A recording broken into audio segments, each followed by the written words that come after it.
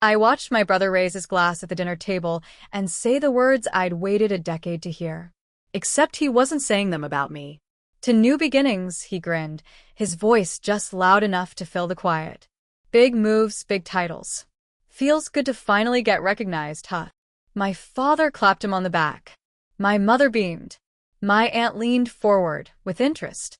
And I sat there, half smiling, while my pulse thudded beneath my skin.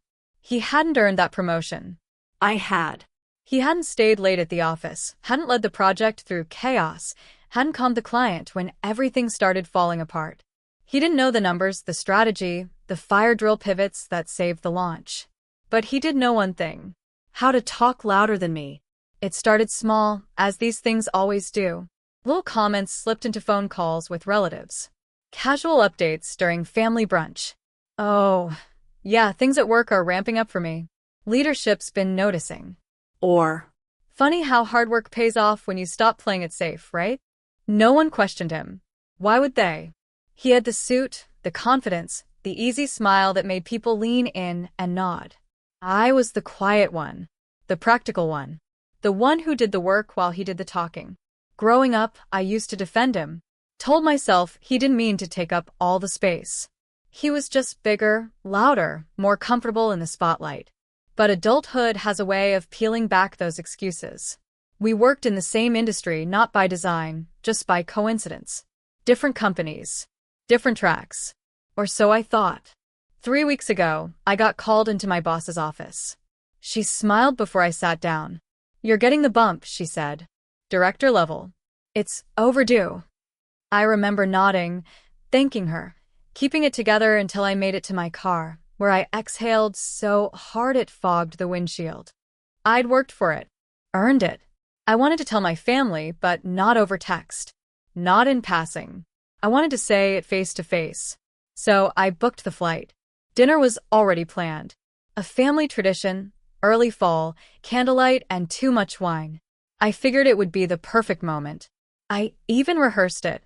Thought about how I'd lead in, how I'd share it without sounding arrogant. But my brother beat me to it.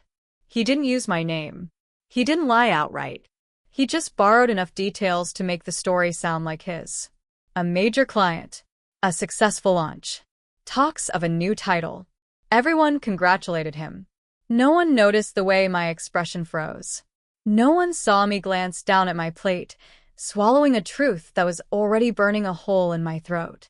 I didn't say anything that night. Because I needed to be sure. Because I knew if I opened my mouth then, I'd be dismissed. Emotional. Sensitive. Misreading things. Instead, I smiled. And I started paying attention. The next morning, I woke up before anyone else. Jet lag, maybe. Or maybe it was the way betrayal keeps you half awake even when you're bone tired. The house was quiet. Familiar. The same kitchen tile from when we were kids, the same creaky cabinet where Mom kept the tea. I made a cup and sat at the table, staring out the window. I kept replaying his words. Not just what he said, but how he said them. Confident. Polished. Like he'd been practicing. He hadn't just looked up. He'd planned it. My promotion hadn't been announced yet. My team knew. My boss knew. HR was still finalizing the internal memo. That meant my brother couldn't have heard it through the grapevine. Which meant someone told him. Which meant someone was me. I had mentioned it. On a call a few days after I got the news. I was excited. I thought I could trust him. He congratulated me, of course. Said it was about time. Asked a few casual questions like, "What's the title again? When does it go public? How many direct reports will you have?" I told him. Because why wouldn't I? We were family. And that's the thing about betrayal. It doesn't come from strangers. It comes from people who know just enough about you to weaponize your wins. Around noon, he wandered into the kitchen, rubbing sleep from his eyes. "Morning," he said, opening the fridge like he owned the place. "You want eggs?" "I'm good," I replied. He grabbed a carton. "Last night was fun, huh?" "Depends who you ask." He paused, glanced at me. "You okay?" I smiled. "Yeah." "Just tired." Because he didn't get to see my anger yet. Not until I decided how to use it. That afternoon, we visited our parents' friend, someone who'd known us since we were kids, who still used the term the successful siblings like it was a nickname. She asked what we were up to. He launched into a script. I waited. Let him speak. Then I asked one question. What's your new title again? He blinked. Director. Director of what? A pause. Too long. Strategy, he said, but it didn't land right. I nodded slowly. Said nothing more. But the woman glanced between us. She felt the shift. That evening, I texted my boss. Asked if the internal email had gone out. She said it was scheduled for Friday. 3 days. I could wait. Because when you're telling the truth, you don't need to rush. You just need timing. That night, my brother pulled me aside in the hallway. You've been weird, he said. Just observant, I replied. He looked at me for a long moment. You're not mad, are you? I will be, I said softly, if you make me be. His smile twitched. Come on. We're family. Exactly, I said. That's why I expected better. He didn't respond. Because there's no defense for pretending someone else's success is yours. Only delay. And I wasn't going to give him much longer. I spent the next day documenting everything. Not because I needed proof, but because I needed clarity. Sometimes when someone steals something subtle like credit or trust, it helps to see it written down. So I made a list. Every detail I'd shared with him over the past month. Dates. Titles. Metrics. Little things. Then I matched them to what he'd said at dinner. And it was all there. Word for word. Just repackaged with his name on top. I remembered something my mentor once said. People don't always steal for gain. Sometimes they do it to see if you're paying attention. I was paying attention now. Friday came. The company-wide email went out mid-morning. Please join us in congratulating, my name bolded, my title official, the announcement public. Within an hour, my phone lit up. Messages from colleagues. Client. Friends. Even a message from our parents. We're so proud of you. This is huge. I smiled. And waited. By dinner, the table was set again. Mom made her famous pot roast. Dad poured wine. My brother sat across from me, chipper as ever. But I could see it in his eyes. The uncertainty. The shift had started. Over dessert, my mom brought up the email. I got so many texts today, she said, passing a slice of pie. You're a director now. I can't believe you didn't say anything sooner. I smiled and set my fork down. I was going to share it the other night, I said. But someone else beat me to it. The room went still. My brother looked up slowly.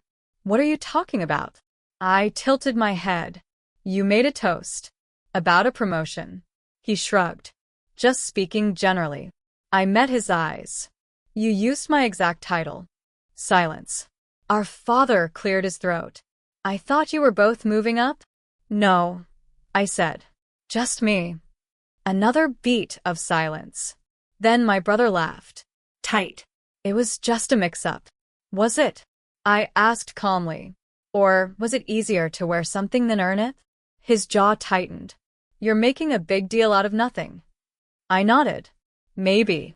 Or maybe it's a pattern you thought no one would notice. I stood up and left the table. Not to make a scene. To make a point. Some boundaries don't need yelling. Just presence. And absence. The next morning, I found a note on my nightstand. Scrawled in my brother's handwriting. I was stupid. I'm sorry. It won't happen again. But here's the thing about apologies. They're only worth something if the person making them actually stops. And I wasn't sure he would. So I started thinking long-term.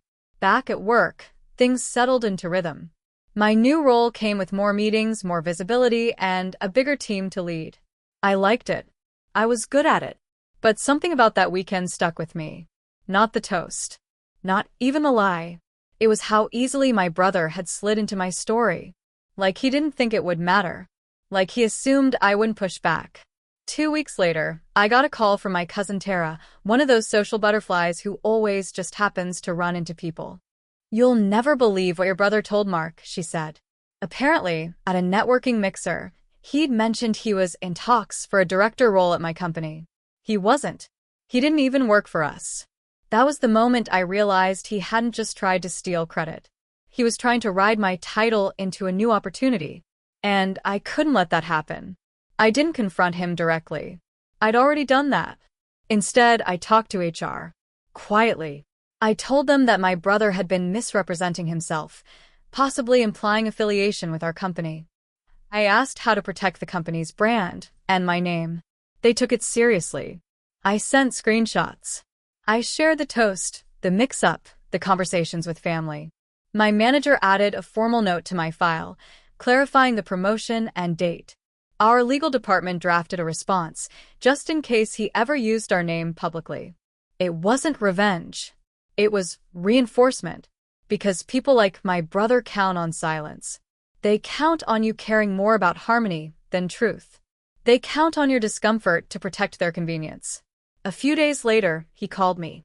"Did you tell your company about me?" he asked. "I told them the truth," I said. "That's different. You didn't have to go that far. You didn't have to lie." He went quiet, then softer. "I wasn't thinking." "That's the problem," I said. "I was." That was the last time he tried to stand in my light. Months passed. We spoke occasionally, holidays, birthdays, but something had shifted. I didn't trust him with my wins anymore. And he seemed to know it. He stopped asking questions about my work. Stopped pretending we were running the same race. Because we weren't. I'd outgrown the need to shrink for his comfort. The next time I got a promotion, I didn't wait for a dinner table to announce it. I threw a small celebration with friends who actually knew what it meant. Who showed up for me not because they shared my blood, but because they respected my effort. And when I toasted, I said it plainly. To owning your story. Even when someone else tries to borrow the ending.